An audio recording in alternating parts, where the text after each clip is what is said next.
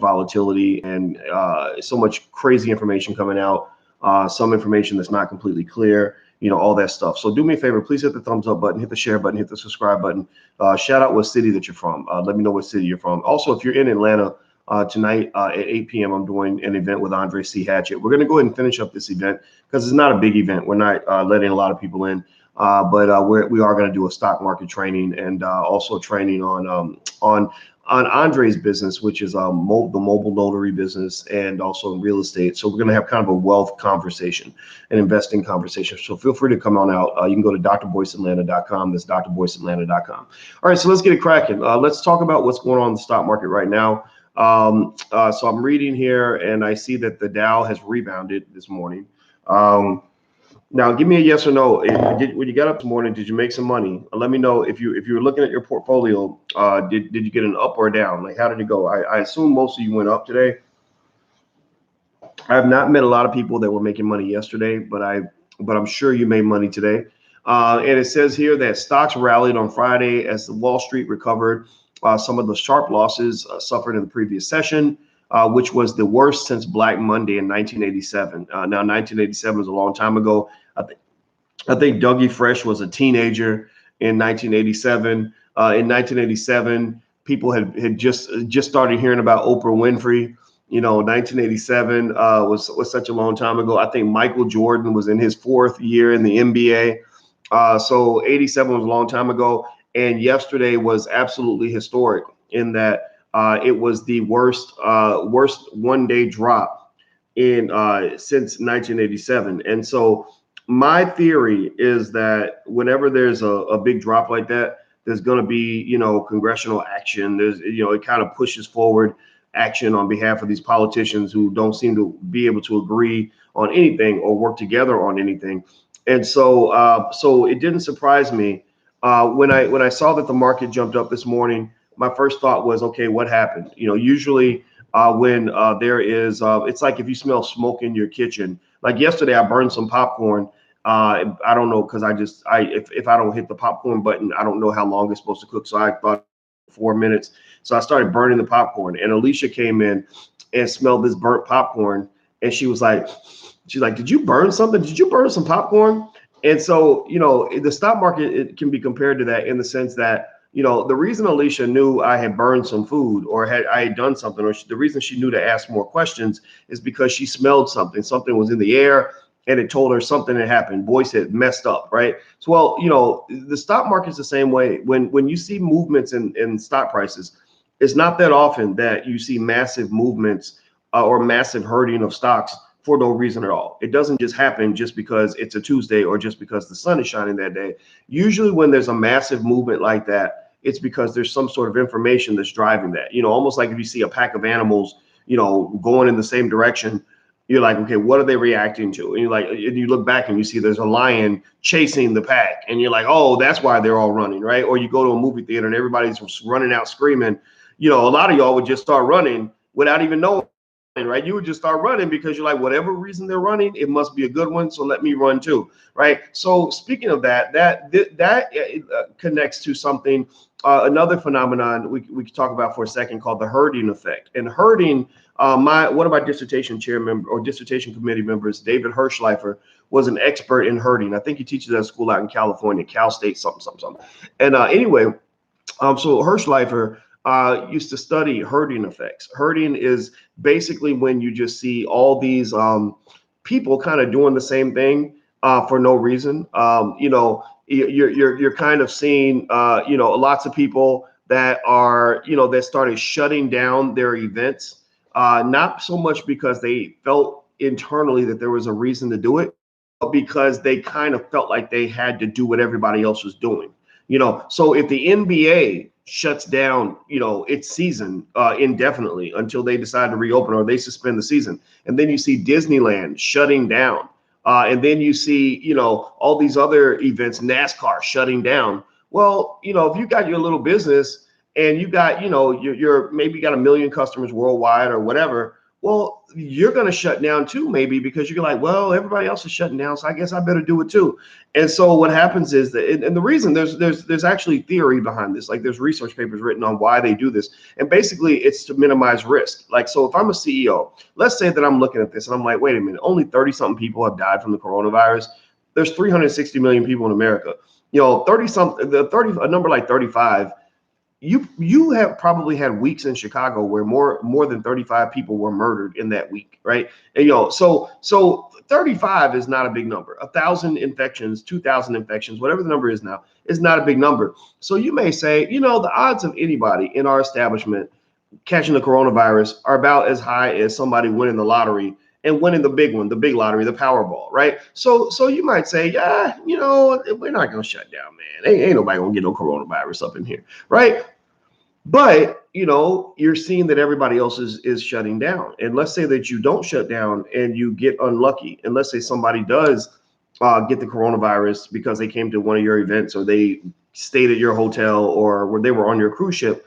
Well, then you're going to lose your job. You're going to lose your. People are going to say, well, you want to shut down because everybody else shut down.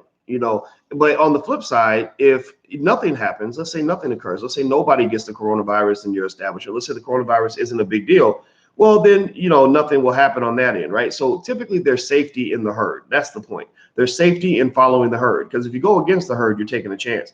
The upside is minimal, the downside is huge. But if you stay with the herd, then both the upside and the downside are kind of minimal. You're kind of going to go down with the ship. So basically, herding and fear, those are two words that come to my mind when I think about what's going on with the market. I see herding in the sense of everybody copying everybody else. Like, for example, like I couldn't understand why everybody was going to Costco to buy toilet paper because they thought the coronavirus was coming.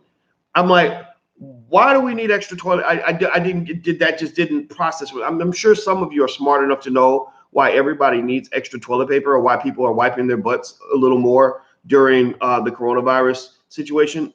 I haven't figured that out yet, and I don't know why. I mean, we all should be wiping our butts. You should all be washing your hands and wiping, but don't be like that nasty lady on that TV show who said she ain't washed her hands in 10 years or something like that. That's just nasty. But seriously, it's like I didn't understand. I'm like, why toilet paper, right? I can understand bottled water. I can understand, I don't know, canned goods. I can even understand weapons, right? I went and got some extra bullets for my rifle and my Tech 9 just in case the zombie apocalypse comes and people start tripping and start looting each other. I can get that, but extra toilet paper never made sense to me. But what happens is that the herding effect kicks in where people are like, well, everybody's buying toilet paper and paper towels and whatever, so I'm going to go buy more stuff too.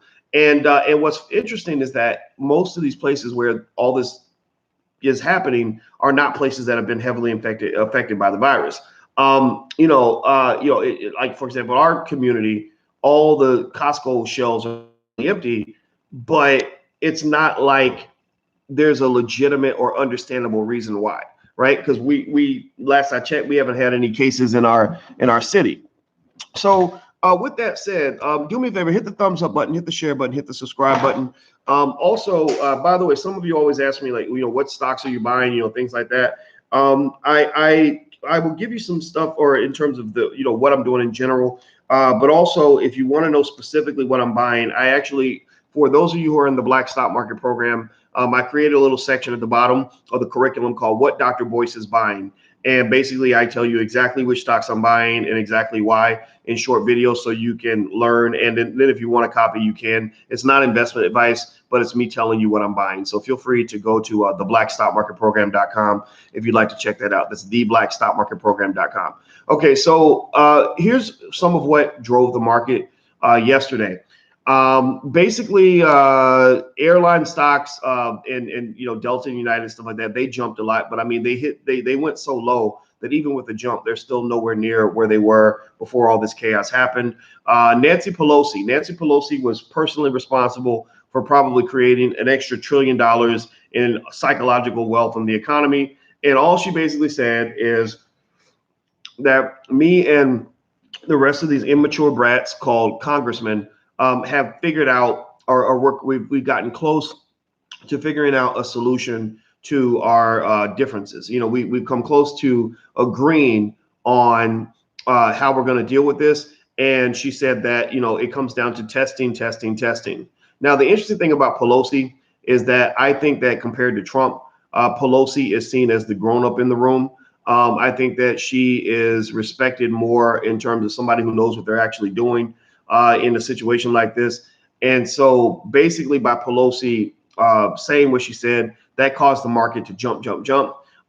Treasury Secretary Steve Mnuchin went on Squawk on the Street and he said, quote, the president is absolutely committed that this will be an entire government effort and we're going to work with the House and the Senate. So just coming together, as I tell you guys all the time, when we talk about black wealth, coming together is a huge part of wealth. When you can agree and work together, you can accomplish things. Like if you and your relatives and cousins and siblings all get on the same page and all get on code and all decide you have the same goal and you're all working in the same direction, you're going to be much stronger when that happens. Like wealth literally is created out of thin air. So effectively, the same thing is true on an aggregate level. The fact that Congress is simply working together is wonderful. If they showed any sort of dissent or that they're fighting or that they're not going to actually get together and achieve the goal, then you would have seen an additional plummet in the stock market.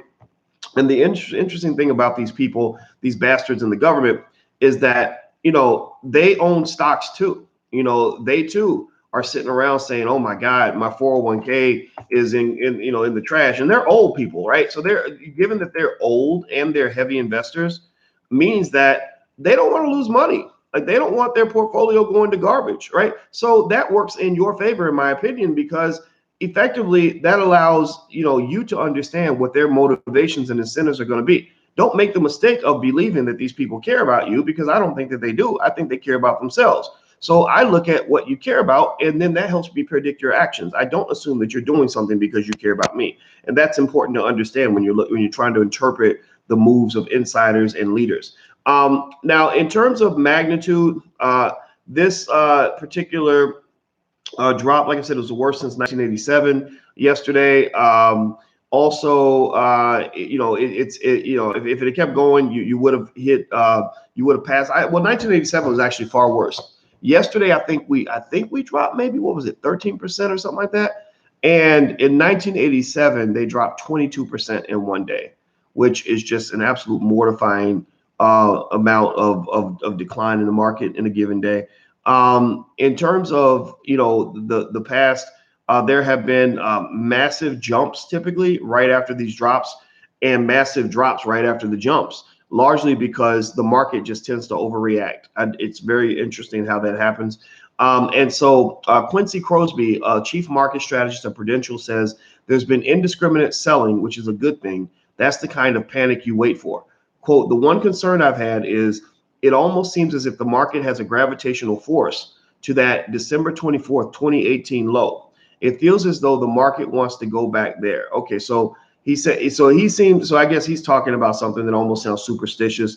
That's even beyond technical analysis, which honestly, the research doesn't really support technical analysis as much as you might think, but it doesn't mean it has no merit. But I do think that overall, you are going to see some interesting dynamics happen in the market. I think that that the bad news is one thing, but the fuzziness, the lack of clarity, I think has been a factor that can be cleared up pretty easily. That would actually boost the market. So, for example, it's one thing if I tell you, we got to walk 3,000 miles to get home today or whatever, or not today, but over the course of weeks, right? We got to walk 3,000 miles. It's another thing if I say we got to walk thousands of miles, but I don't know exactly how far it is. I don't know if it's going to be 3,000, 2,000, 1,000. I don't know if it's going to take us a week, 2 weeks, 4 weeks. I don't know if there's going to be wild animals that might kill us. I don't know. I don't know what the weather's going to be like, right? So what I'm doing is I'm not just giving you something that's scary. I'm also giving you uncertainty on top of fear. And so fear is bad, but uncertainty on top of fear is like fear squared. It's like fear on top of fear, because you don't just fear what you know, you fear all that you don't know, and then you fear what you don't know, you don't know. So right now, where Trump failed in leadership, in my opinion, is somehow, some way, the leaders on Capitol Hill failed to provide enough clarity to at least let people sort of know, like, okay, this is kind of what's happening. This is the issue. This is where we are, and this is where we're going. If they have been able to do that, or when they're able to do that, I predict that you're going to see a little bit of a recovery in the market. Despite the fact, though, that I think that there is some long-term damage that has been caused by what's recently occurred. Like, I don't think it's going to be just sort of a clean, dry, like quick recovery. I think it's one of those things. It's almost like having a fight in your relationship, a fight with your girlfriend or with your boyfriend, where they say something that they can't take back. So you make up and you forgive the person, but you really haven't forgotten. So you carry that with you, and the damage is kind of done. So there is, I think, long-term structural damage to the economy that was unnecessary. And I'm not really sure exactly what the path to recovery is. I do think we were due for a recession. We were due for a downturn. Stocks were inflated more than they should have been anyway. So the correction was coming regardless. But it's really sort of like, okay, you were due to catch a cold at some point, but you gave yourself pneumonia because you didn't drink your orange juice, you didn't get enough sleep, and you kept pushing through the cold when really you should have let yourself rest so that you could come back healthy. So I think that's what I'm really seeing with the market. The NCAA has canceled a lot of its tournaments, its conference tournaments. I just don't see that sort of sticking. I think we're too capitalist to sit around and just give up billions and billions of dollars, because we actually care about people. I don't think they care about people. I think that they want to make money. And so I think, what they're probably going to do is shut things down for a couple of weeks. And then they're going to try to go back to business as usual, unless there's some sudden shock. I also wonder, when you talk about people catching the virus, Tom Hanks, Rita Hayworth, and his wife, the wife of the Canadian Prime Minister caught it. There was a guy who had lunch with Donald Trump this weekend who has the coronavirus. Who was it?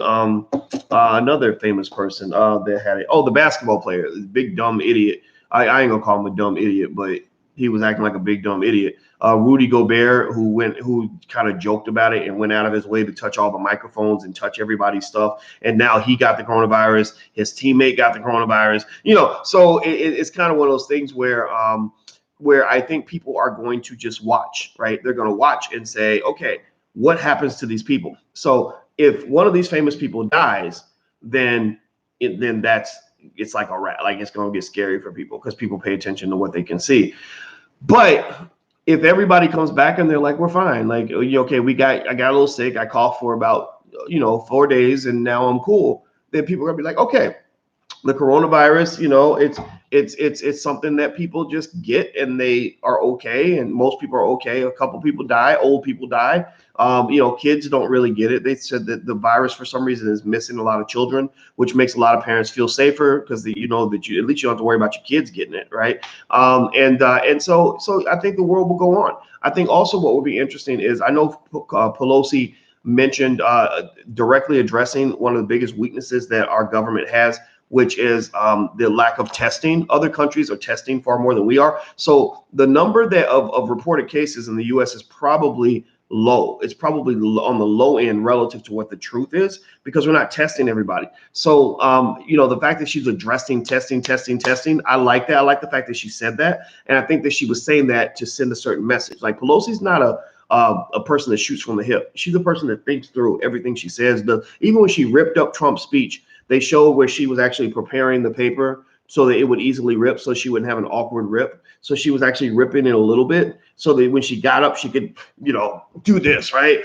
So I actually, honestly, ironically, I trust Pelosi on it a lot more than I trust Trump. I think Trump is a guy, unfortunately, that because of his overconfidence of the confidence he has, he maybe is a little bit overconfident. He's like an old version of that Utah Jazz player who thought, who cares? It's not going to hurt us. It can't hurt anybody. It's not a big deal. Next thing you know, you're sick, right? So I think that you got to take it seriously, but you can't overreact. And so hopefully our government officials will get it together. Another promising thing kind of happening is you have a lot of central banks around the world that are all working together in a unified fashion to solve this issue. So in a way, it's almost like all the militaries on the planet combining to fight this foreign, this alien force, right? So I kind of like that. I'm curious to see how that plays out.